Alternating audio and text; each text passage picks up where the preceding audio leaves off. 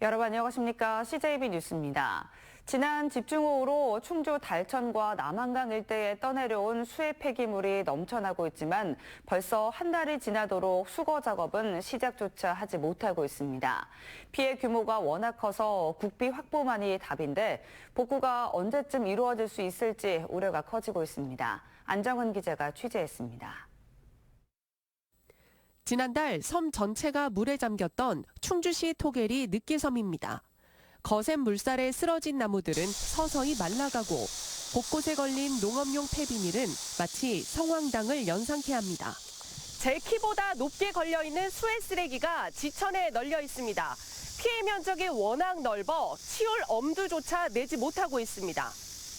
인근의 여우섬도 상황은 마찬가지입니다. 인목 폐기물과 합성 폐기물이 뒤섞여 있어 경관은 물론이고 악취까지 우려됩니다. 저기 또 오래 내비두면 여러 가지 악취도 생길 수도 있고요. 또 바람이 날리면 또 다시 퍼질 수도 있고요. 그래서 가능하면 빨리 좀 수거해 주셨으면 좋다는 생각이 듭니다. 국가하천 달천과 남한강에 이르는 43km 구간이 지난 집중호우와 괴산댐 원류로 초토화됐습니다. 하지만 국가 생태습지인 비내섬과 달리 다른 섬들은 당장 수해 복구와 폐기물 처리가 쉽지 않습니다. 비내섬은 환경부가 직접 수해 복구에 나서지만 다른 곳은 해당 권역인 충주시로 위임했기 때문입니다. 문제는 소규모 지자체가 감당할 수 없는 수준의 피해라는 겁니다. 충주시가 추산한 하천 피해 면적은 10만 제곱미터, 폐기물은 6,400톤에 달합니다. 충주시는 재해 폐기물 처리를 위해 국비 20억 원을 환경부에 요청한 상태입니다. 수해 복구 예산이 확정되는 게 9월 말이나 한 10월 초쯤에 예상이 됩니다. 그 이전이라도 저희들이 우선 자원봉사를 동원해서 치울 수 있는 부분은 치우고. 엄청난 양의 수해 폐기물로 수질 오염까지 우려되는 상황이지만 본격적인 복구 작업은 앞으로도 수개월이 더 걸릴 전망입니다. CJB 안정은입니다. 청주 무심천 하상도로는 최근 비 때문에 하루가 멀다 하고 통제되고 있습니다. 통제 기준이 강화된 원인도 있지만 하천 바닥에 퇴적물이 많이 쌓여 비만 오면 수위가 급격히 올라가기 때문입니다. 청주시는 환경부에 준설을 건의하고는 있지만 워낙 까다로운 절차가 필요하기 때문에 일단 할 수 있는 일을 먼저 하겠다고 방침을 굳혔습니다. 홍우표 기자입니다. 비가 내려 청주 무심천 하상도로가 통제되면 출퇴근길은 물론 낮 동안에도 도심 주요도로의 교통량은 급증합니다. 실제 하상도로가 통제될 때와 아닐 때 차량의 도심 주요도로의 평균 통과 속도는 시속으로 최대 13km 이상 차이가 나기도 합니다. 하상도로의 교통분담 효과를 알 수 있는 것입니다. 그런데 현재 무심천은 퇴적물이 쌓이고 쌓여 일부 구간은 하상도로 높이와 차이가 없는 곳이 많아지고 있습니다.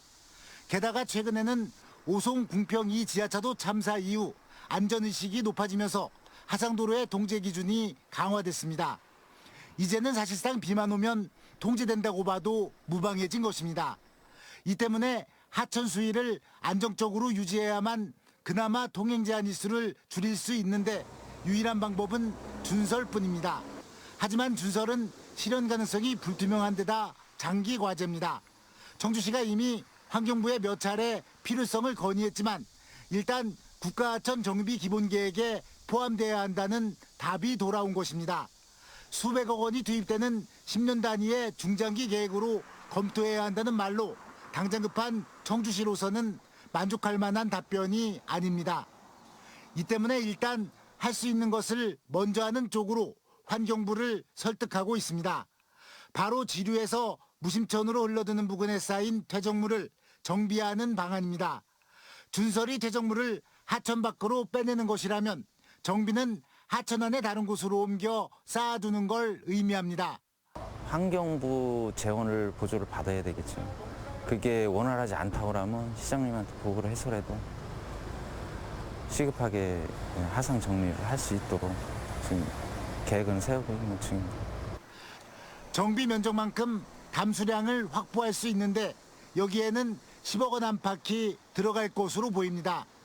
하지만 무심천 수해 방지와 원활한 차량 통행을 위해서는 무심천 준서를 서둘러야 한다는 사실엔 변함이 없습니다. CJB 홍우표입니다. 대청호 문의수역의 조류경보가 경계 단계로 상향됐습니다. 금강구역환경청은 대청호 문의수역의 유해 남조류 세포수가 경계 발령 기준을 2주 연속 초과함에 따라 경계 단계를 발령했다고 밝혔습니다.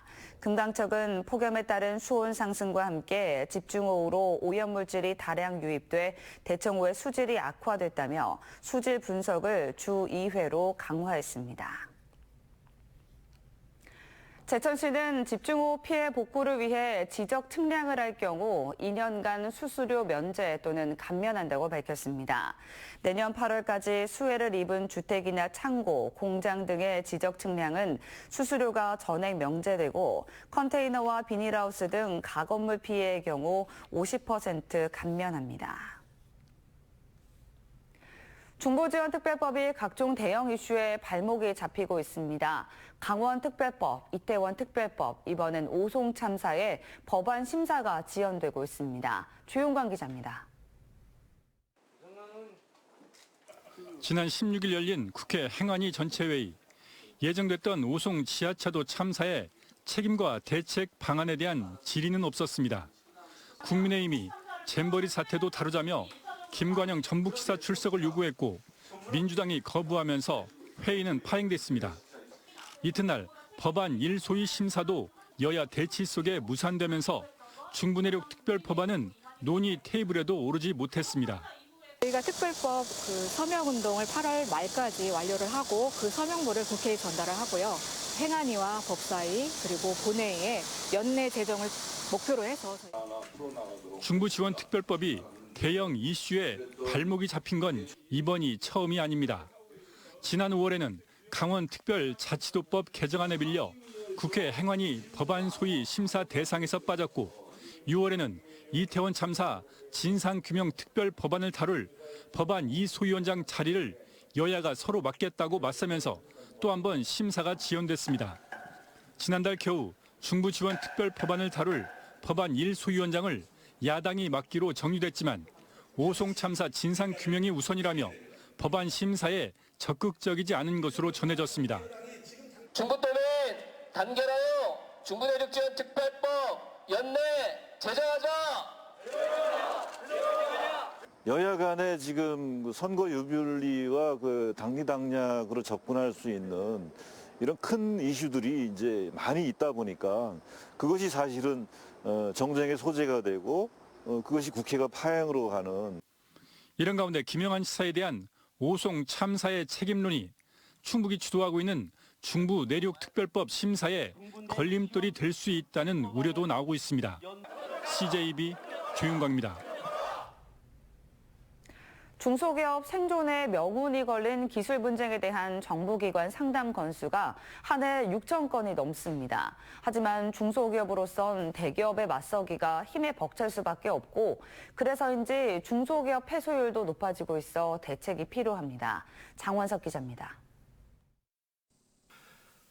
청주의 한 중소기업이 대기업과의 협업을 통해 개발한 유압 장비입니다. 대형 항만공사 구조물을 만드는 기술을 국산화하는 데 성공한 겁니다. 하지만 대기업 측이 해당 업체의 법정 관리 등을 이유로 현장 기술 적용을 포기하면서 수십억 원의 개발 비용이 날아갈 처지입니다.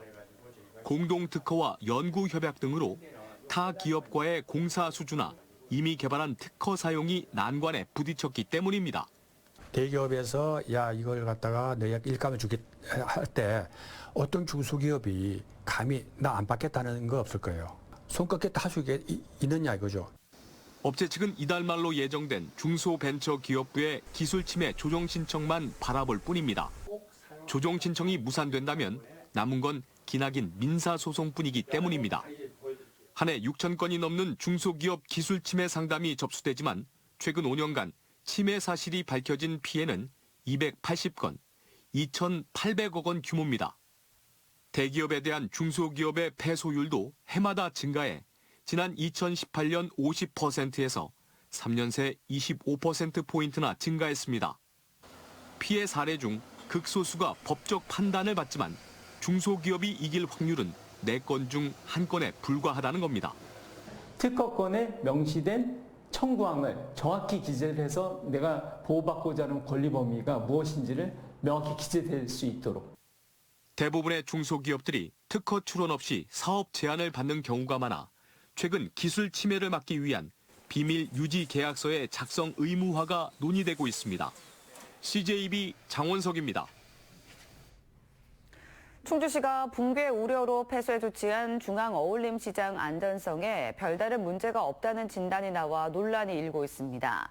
중앙어울림시장 상인회는 지난 6월부터 자체적으로 실시한 상가 건물 정밀 안전 진단 결과 안전 전도가 양호하다는 B등급을 받았다고 밝혔습니다. 이는 최하위 2등급으로 나온 충주시의 안전 진단과는 상반되는 결과로 상인회는 이 같은 내용을 법원에 제출하고 소송을 이어갈 방침입니다. 2차 전지 분야 국가 첨단 전략산업 특화단지로 선정된 충청북도가 경제부지사를 단장으로 추진단을 발족합니다. 추진단은 청주시와 LG에너지솔루션, 에코프로비엠, 한국전자기술연구원 등이 참여하며 오창 특화단지를 세계적인 2차 전지 허브로 만들기 위한 구체적 계획을 수립해 실행할 계획입니다.